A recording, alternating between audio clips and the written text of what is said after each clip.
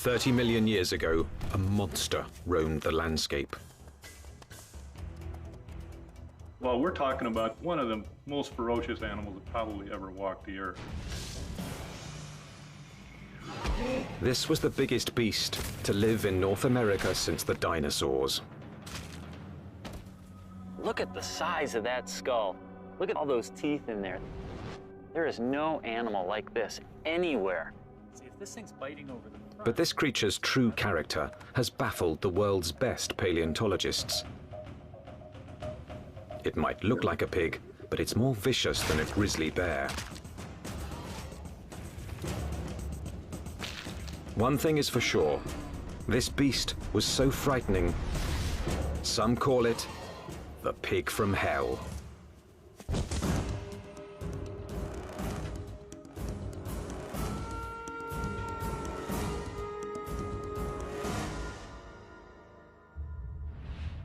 Prehistoric America, 30 million years ago, the dawn of the Oligocene epoch.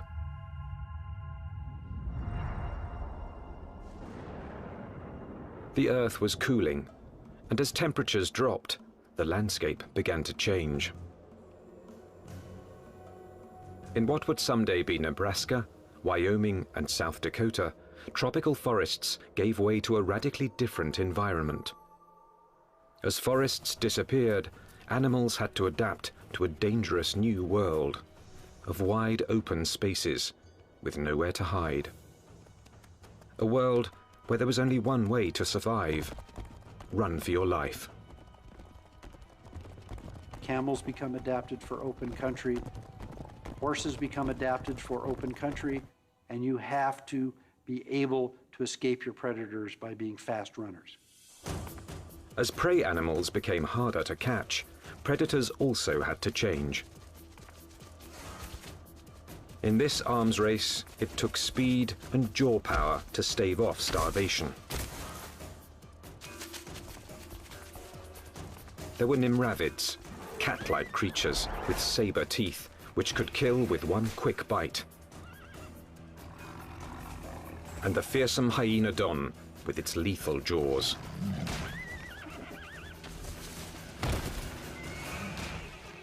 There was another animal stalking these deadly grasslands. Scientists call it the entelodont. More than a meter at the shoulder, weighing in at 270 kilos, entelodont was the Oligocene's #1 menace. Entelodonts, I mean, they were really bad-looking animals that only a mother could love. And if you were another animal on the landscape, and you saw one of these things, I think you'd go in the opposite direction. Paleontologists have always looked at the entelodont's sheer power with reverence. But its behavior is one of evolution's most puzzling enigmas. Was it a pure hunter, or did it use its battle tank body simply to protect itself from other predators? Between the biting and the chewing, you wanted to stay away from the business end of this animal. Just look at it. Look at the size of that skull. Look at all those teeth in there. There is no animal like this anywhere. Entelodont's name means perfect-toothed. Its teeth were driven by a perfect system, which gave this creature a ferocious bite.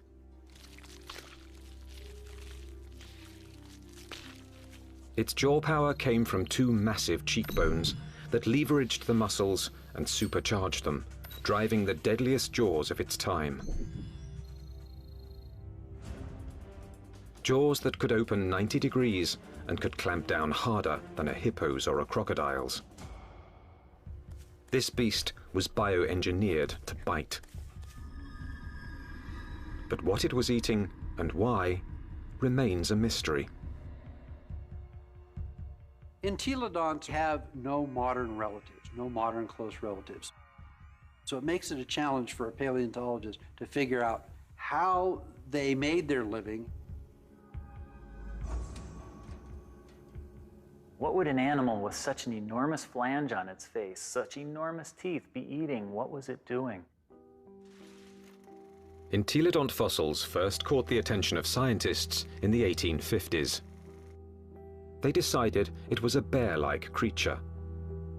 But then grooves in the teeth suggested that entelodonts were digging for plant roots, meaning that they literally ate like pigs. Today, scientific analysis has confirmed that the entelodont's closest living relative is the pig. But while this creature has some pig-like features, scientists have struggled to place it in any one category. In many ways, they're analogous to pigs, but they're also analogous to bears. They're also analogous to hyenas. Nobody's thought about these animals before. And there's no animal alive today that is a direct comparison to entelodonts. The lifestyle of entelodonts has provided paleontologists with difficult questions. A new generation of scientists is looking at the entelodont to determine why this plant-eating animal had teeth like a carnivore. Entelodont jaws held 4 different kinds of teeth: canines, incisors, premolars, and molars at the back. The back molars were ideal for grinding vegetation, but it's hard to imagine that the entelodonts would have needed such lethal canines and incisors just to grab plants. Then, in 1993, a discovery suggested that entelodonts were chewing on much more than plant roots. We've got a set of vertebrae here. You can see the neural spines are evident. For over 15 years, this quarry site in the Badlands of South Dakota provided paleontologists with a multitude of fossils from the animals that shared entelodonts' world. There it is. First time out in 33 million years, huh? 30 million years ago, this place was a watering hole crowded with rhinos, camels, and early horses.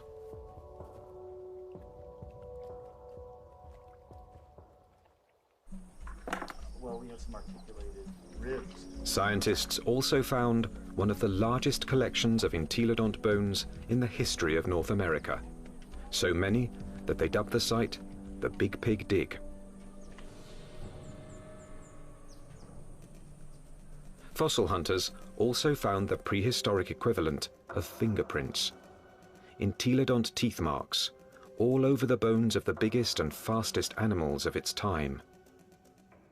These represent bite scars along the dorsal margin of this rhinoceros skull. Well, what could make these marks?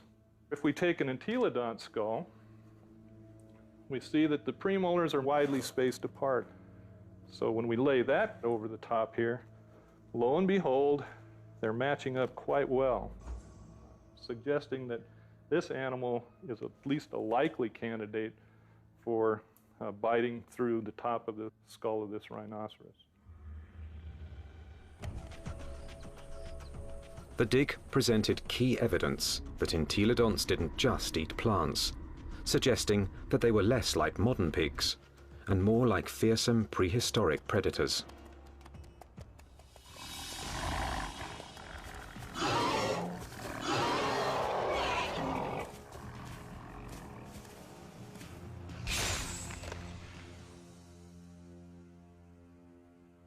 If we look at the front of the mouth of an entelodont, it's got a very strong bite that's interlocking.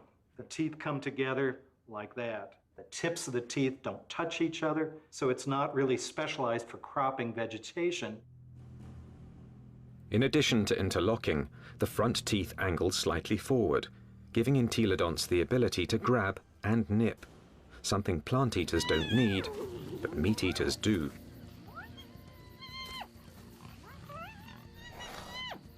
The incisors and the canines would have been perfectly capable of tearing a bite out of a carcass. But dentition isn't the only reason paleontologists believe the entelodont was a dedicated carnivore. Under Wyoming's rugged terrain, scientists are finding more and more bones bearing the signature of entelodont's powerful jaws.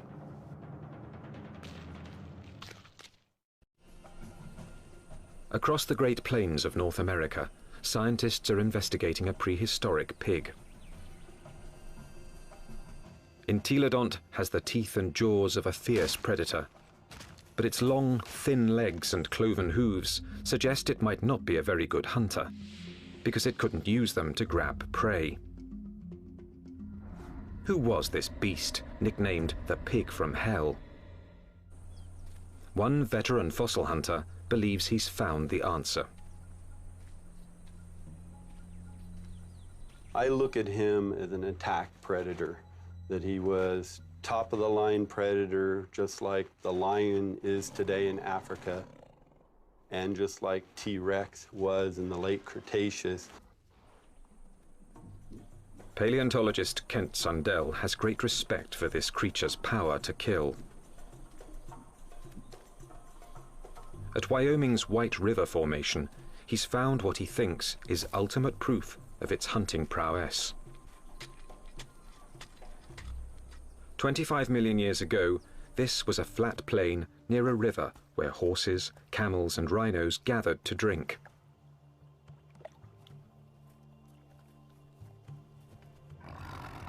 Fierce carnivores, such as hyenodons and saber-toothed cats, were also drawn here. It was the perfect spot to ambush and kill the unwary prey animals. In 1998, Dr. Sundell found the mangled skeletons of 7 miniature camels jumbled together. All the bones had been gnawed, and 6 were missing their hind quarters. In theory, they could have been the victims of several predators, like the hyenodon or early saber-toothed cats. But when Dr. Sundell matched up the teeth from White River's meat-eaters with the bite marks on the camel's bones, only one fitted.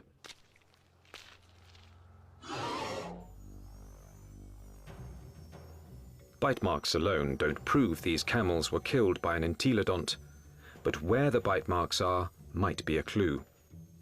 On the camels, I showed they were bitten in the back of the skull and at the top of the neck.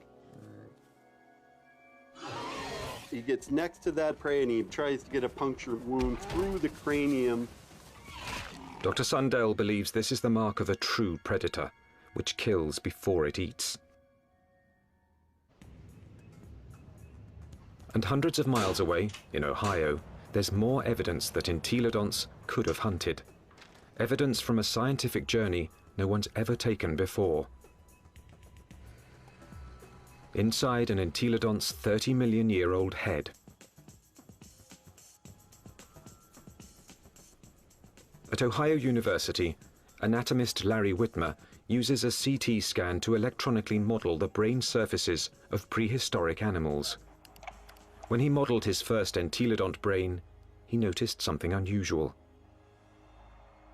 This animal's eye sockets face right back out at us.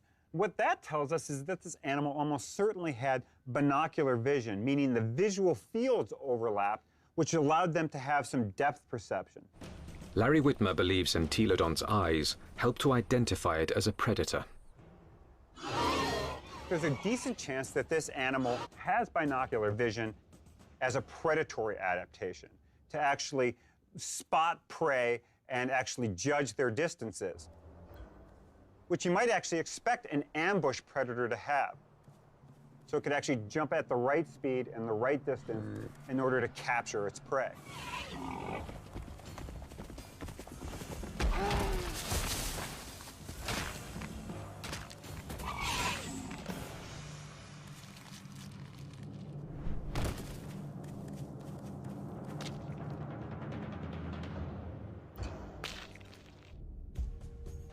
But entelodont's bizarre bioengineering doesn't inspire confidence that it could run and jump. Its body bones are light compared with its massive skull. But in fact, entelodonts easily carried their enormous heads, without tipping over, using powerful packs of muscle bulging from the top of the spine to the legs, and from the back of the head to the tail.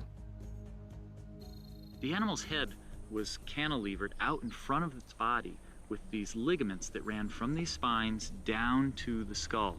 It had full muscle all along either side here, and it had muscles coming from the sternum up to the jaw down here. Massive muscles carried its oversized head.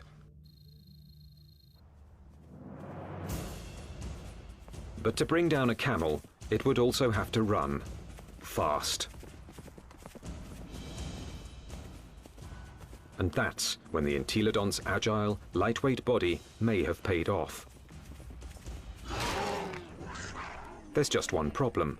When a predator catches its prey, it relies on its claws to grab it and bring it down.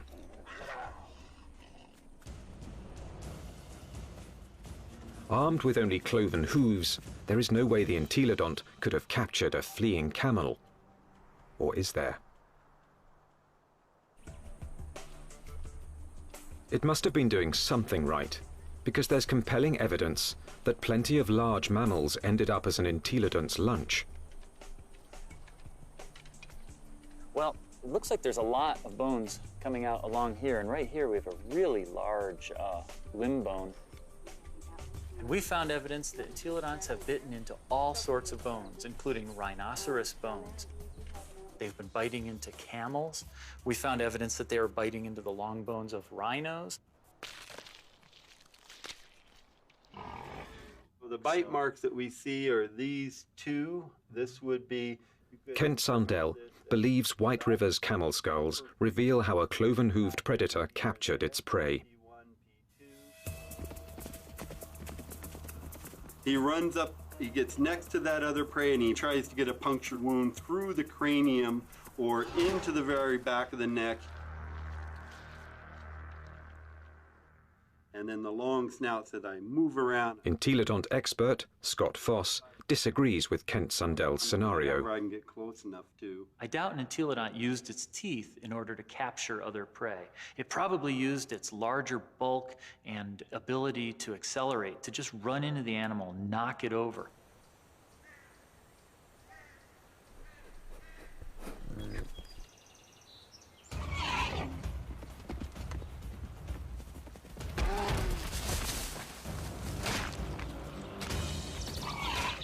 Once I had that animal knocked over, then the teeth can go into business, then the jaw goes into business, and it could crush whatever it went into.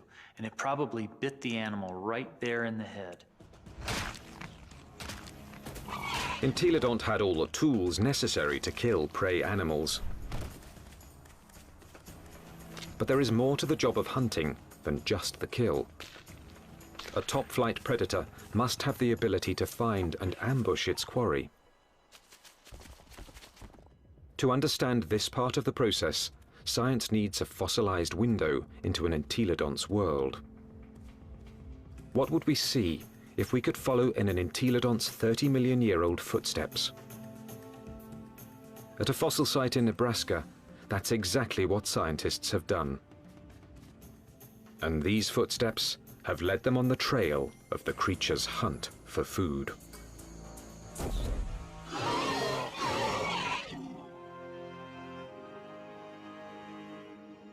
Northwest Nebraska, home to Toadstool Geologic Park, one of America's more remote tourist destinations, and a treasure trove for anyone fascinated by life's ancient past.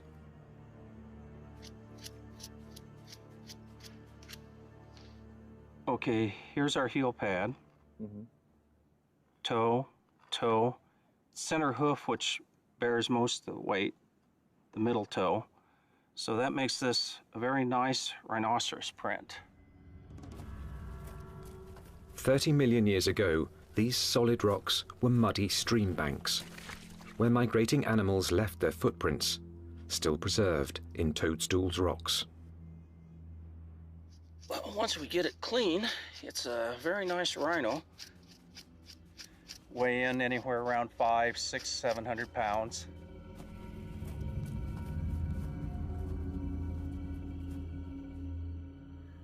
Dave Nixon has spent over 25 years analyzing the fossilized animal tracks of Toadstool Park. So on the first slabs over there.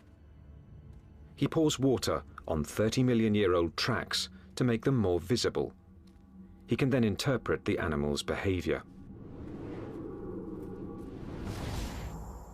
And he's walking at a deliberate pace, but not excited until he gets to this point. He starts to become stuck in the mud and shows quite a bit of emotion here because he really kicks, lands here, and he's out of the mud, but he puts another leap in, and the third bound takes him out of our exposure, and we're seeing excitement, if not fear. And if you're a herbivore, somebody always wants you for lunch. The rocks reveal that something was following the rhinos. We also have some smaller tracks. They look really tiny until you realize they're the tips of the toes. And what we have is an entelodont. The entelodont tracks at Toadstool Park give experts like Dave Nixon an unparalleled opportunity to understand how these creatures might have hunted. Because on that day, 30 million years ago, entelodonts weren't the only animals following the rhinos. And we have a set of carnivore tracks over here. These are smaller, and there are some claw marks on the inside.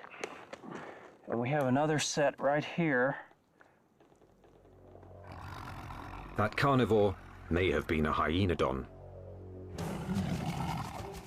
30 million years ago, hyenodon was one of the top carnivores in North America.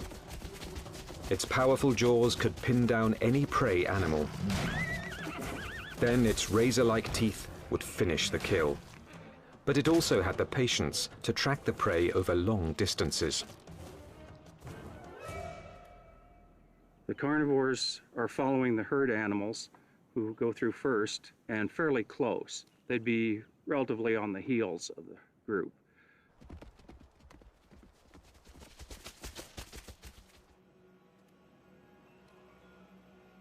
Mysteriously, the tracks also reveal that the entelodonts were letting the competition get closer to the prey.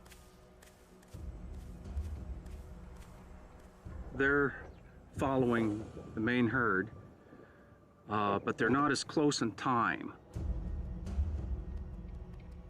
Why would a hungry entelodont on the trail of a meal allow another predator to rush in for the kill? The answer may lie in the most puzzling evidence of all. What's interesting, the rhinos are going that way, and the entelodonts are running at about a 45-degree angle to the rhino trail. Zigzagging seems a strange path to take if the hyenodon was closing in on the prey. But some experts believe entelodonts might have had a very good reason to zigzag. A reason revealed by a CAT scan. When anatomist Larry Whitmer modeled the surface of an entelodont's brain, one exceptionally large nerve cluster got his attention. The size of these things right here, and what these are nerves that are actually bringing sensory information in from the snout. This was no bloodhound, but it still had a very respectable sense of smell, and this smelling apparatus here certainly would have been well adapted to pick up the smell of a carcass. And that could explain why the Toadstool Park entelodont zigzagged while following the rhinos and hyenodon. Zigzagging could have helped its nose track the smell of a kill. It's searching. If, say, something's here or here, as you go around it, as the wind brought the scent to you, you'd be able to basically triangulate in and find it. So if the wind's from this direction and you're upwind, you'd miss it, but as you came this way, you'd be downwind and catch it, and you could double back.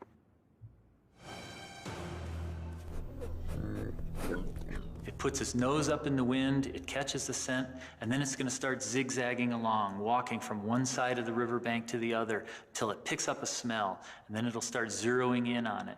And by moving from side to side, it's able to pick up changes in that smell and zero in which direction it wants to go. How do we know this behavior? Because animals with good smell do that today. Modern predator behavior could provide crucial clues as to how the entelodont lived. There's no doubt that this 30-million-year-old battle tank was built to kill, but it may have let others do the killing and then moved in to take possession. One of the strategies we often see that takes place is where one animal will chase another one off of a carcass. We see this at Yellowstone National Park, where wolves will bring down an elk and a grizzly bear will chase off the wolves because it's bigger, it's nastier.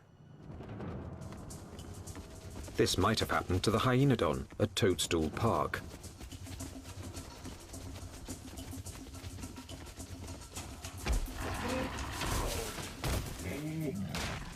The hyenodon has run down and killed an exhausted rhino and is feasting on the carcass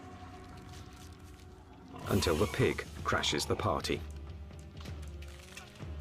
The razor-jawed beast goes from fearsome predator to underdog. The hyenodon might get in a few blows, but the entelodont's bulk would overpower its rival.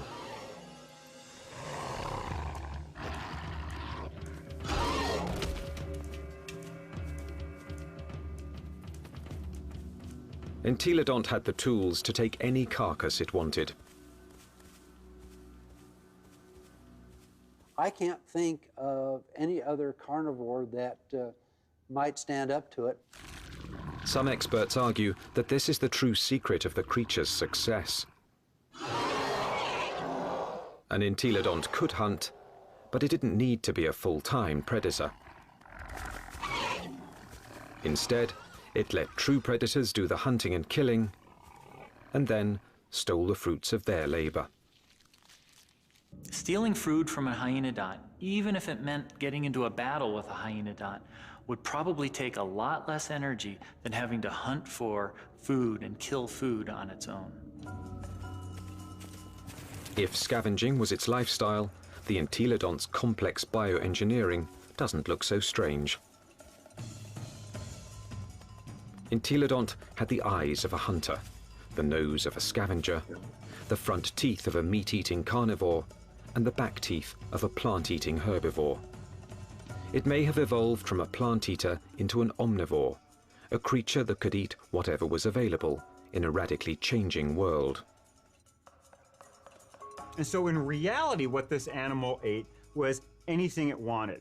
That's part of the reason why these animals were as successful as they were for as long as they were on the planet. The entelodont's success was about to be tested by an ever-evolving planet. The Earth was growing cooler, and the landscape was changing. Some of the entelodont's fiercest rivals would not survive, but the pig from hell was about to show it could withstand the test of evolution by getting bigger.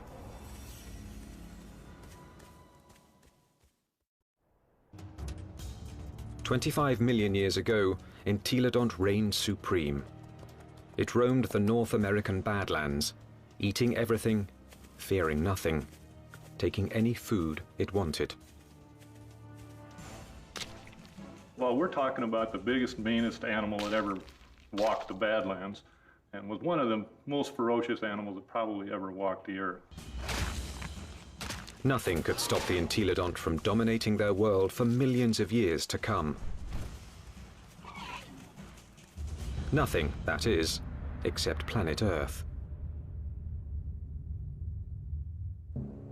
25 million years ago, the time known as the Miocene began. The Earth grew even colder, and once again, North America began to change. The trend towards drying, a more arid environment continued, and you see woodlands become less frequent, become more scattered, spotty, confined along rivers. So you're talking about an open grassland environment very similar to what we think of the Great Plains today. The fossil record reveals that as plant foods grew more scarce, mass extinctions began. Survival depended on traveling long distances to find something to eat. One of the selective factors that we see going on is animals becoming larger because it enables them to cover larger distances to find the food resources that they need to survive. And that meant that predators were confronted by a life or death problem. Now, the animals they hunted were bigger, faster, and much harder to kill. It's like an arms race. If the prey become much larger, they become too big for carnivores to handle, and so the carnivores have to get larger in order to be able to feed on these larger prey items. Some predators, such as Hyaenodon, couldn't meet the challenge. After 10 million years as North America's apex hunter, it disappeared from the fossil record, and that put Entelodon's survival on the line.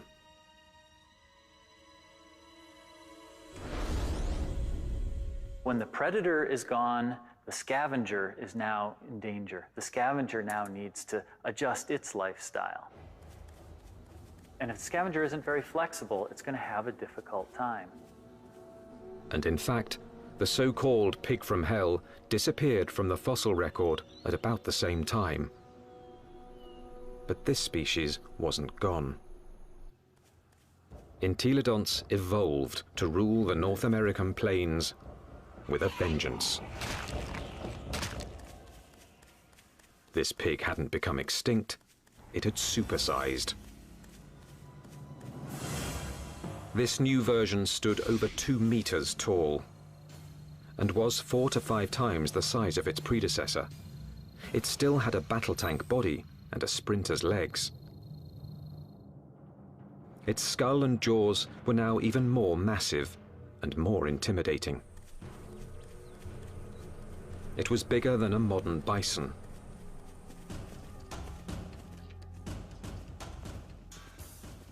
The experts call it Dinohyus, a name meaning terrible hog.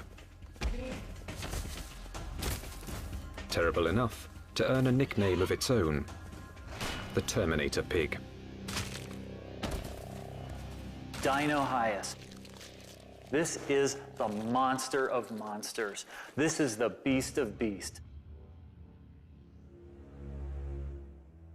The skull alone is almost 1 meter long.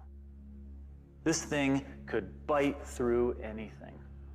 The canines are this big around. They're just an enormous animal. And what is it doing? The answer lies at Agate Springs, Nebraska, one of the few places in North America where Dinohyus fossils are found. 24 million years ago, this place was a watering hole, an oasis in the arid sea of grass.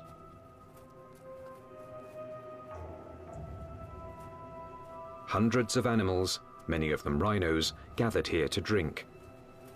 And as the drier, colder planet killed off their food supply, they came here to die, making Agate Springs a paradise for predators and a favorite haunt of the Terminator pig.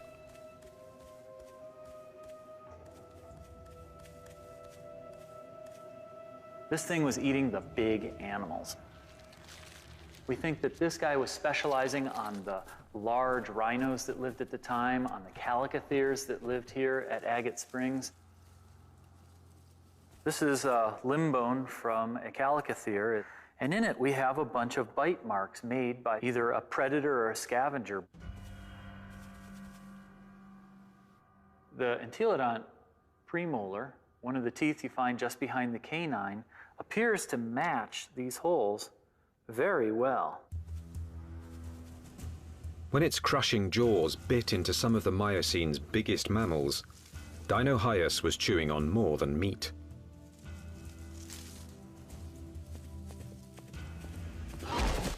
But the important part of this bone is this end here, where it's been broken off.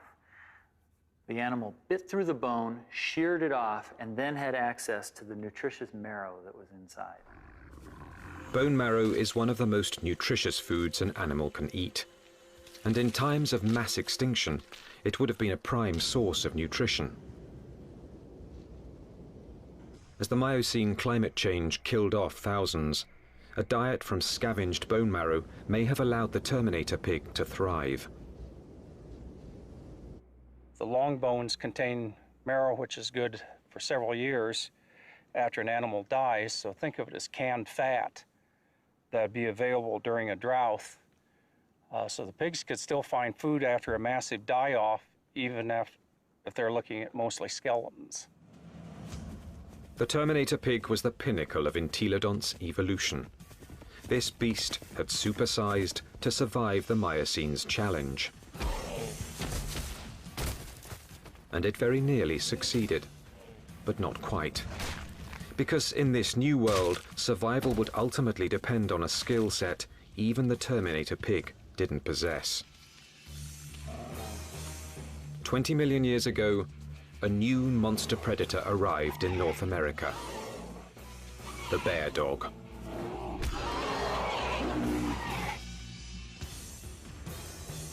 The Miocene epoch, 20 million years ago. In what's now northwest Nebraska, Dinohyus, aka the Terminator pig, is settling down to eat. The chances are good that its meal will be interrupted.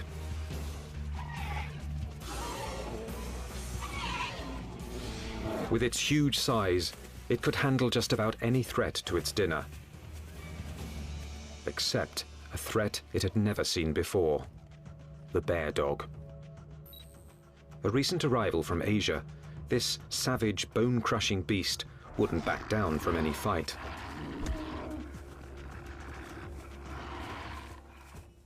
The bear dog migrated from its homeland in China and Mongolia across the Bering Strait to North America about 23 million years ago.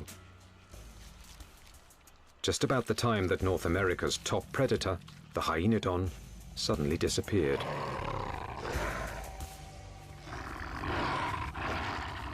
Scientists suspect that it wasn't a coincidence.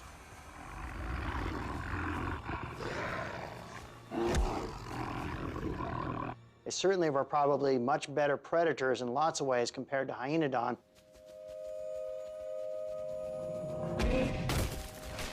And so it's a reasonable expectation that they probably drove the last of hyenodon to extinction in North America. With hyenodons gone from North America, the bear dogs faced off with their only remaining competition: the Terminator pig. Dinohyus relied on its massive size and killing jaws, two advantages its ancestors had once deployed against hyenodon.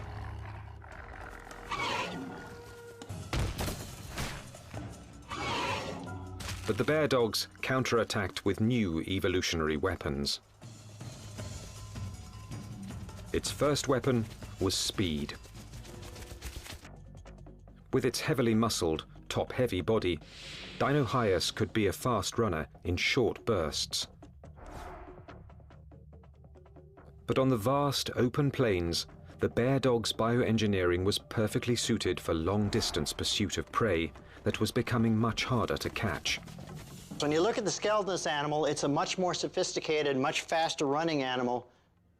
We see longer legs in the horses, longer legs in the camels. So if it came to running down prey items, this animal would have had an advantage. Its next weapon was its teeth. Entelodonts ate well because their jaws and teeth could tear flesh and crush bone to extract its highly nutritious marrow. But bear dogs could do these things just as well. In fact, even better.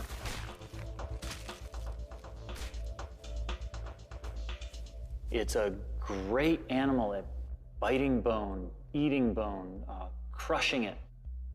And it also has a set of teeth that are sharper than any entelodonts. Entelodonts, for example, wear the tips of their huge canines off, and they're not actually very good for puncturing, probably because they spent so much time crushing bone with them. This animal never does that. Its canine teeth are always much sharper. It also has better slashing teeth in its jaw than any entelodont had. So in many ways, it did a better job of what entelodonts had done than entelodonts ever did. The bear dogs could outrun and outbite the Terminator pig. And they had a third weapon the entelodont never possessed. The deadliest power ever to evolve on Earth. Bear dogs actually had much more advanced brains. Brains that were much more like what we see with modern animals.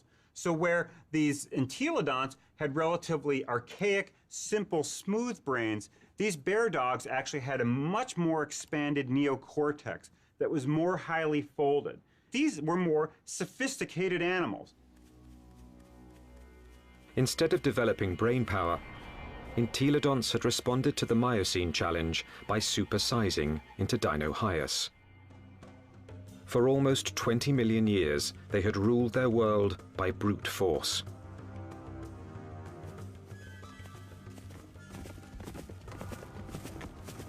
But no more.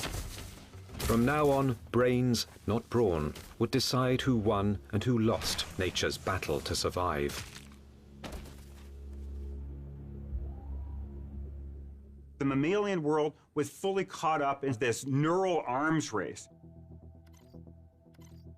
That arms race was starting to take place, and these entelodonts apparently weren't taking part in that. That may have actually put these animals at something of a disadvantage.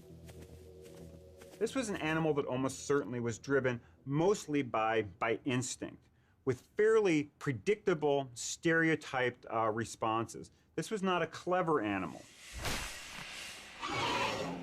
In combat, Dinohyus would have been bigger and stronger, but brain power could have given bear dogs the decisive advantage. Today, intelligent predators like wolves make up for their smaller size by hunting in packs to execute a creative plan of attack. Bear dogs might have followed the same strategy against Dinohyus. It's very difficult for Dinohyus to compete with the bear dogs. With a pack of bear dogs, even a large Dinohyus would have a difficult time chasing them away from a kill. These smaller, less powerful, but more clever animals potentially were able to actually steal kills away from Dinohyus. That they actually could have used different kinds of techniques. Fooling Dinohyus, being able to lead it away, or to actually even take on Dinohyus itself in actual combat.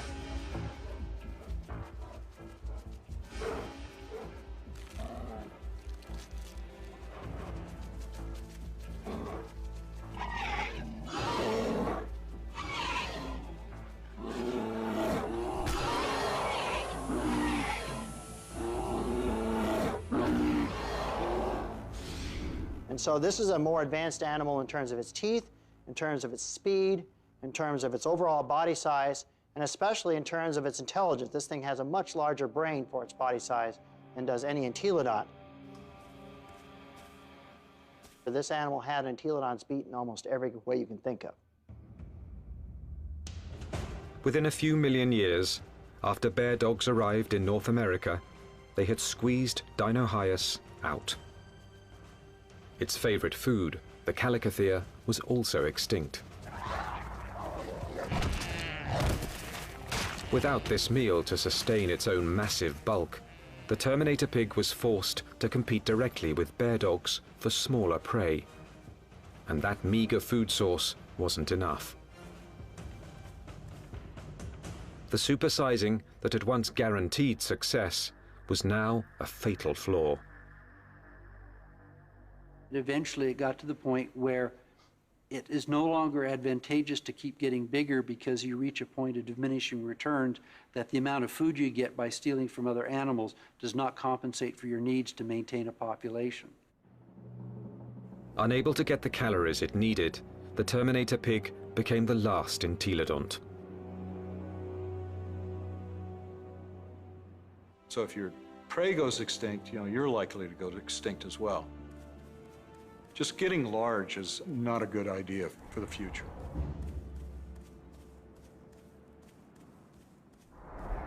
Despite its rapid demise, entelodont was an evolutionary success. It dominated its environment for nearly 20 million years. It had the ability and intelligence to either hunt, scavenge, or forage, allowing it to survive on any available food source. This behavior is now the norm for more modern omnivores, like bears and humans. And some think a bit of entelodont's predatory instinct still lives on. When I was a kid growing up on a farm, I was always told, don't fall down the pig pen, they'll eat you. But the entelodont's living legacy isn't what fascinates the experts. Science is unraveling its secrets. Nothing else quite like it has ever walked the earth.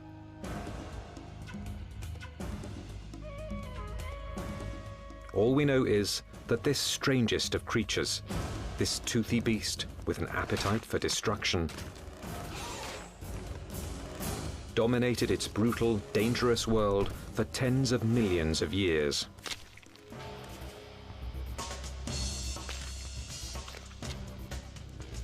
A powerful tribute to the entelodont, perhaps the most unusual and the most mysterious of all prehistoric predators.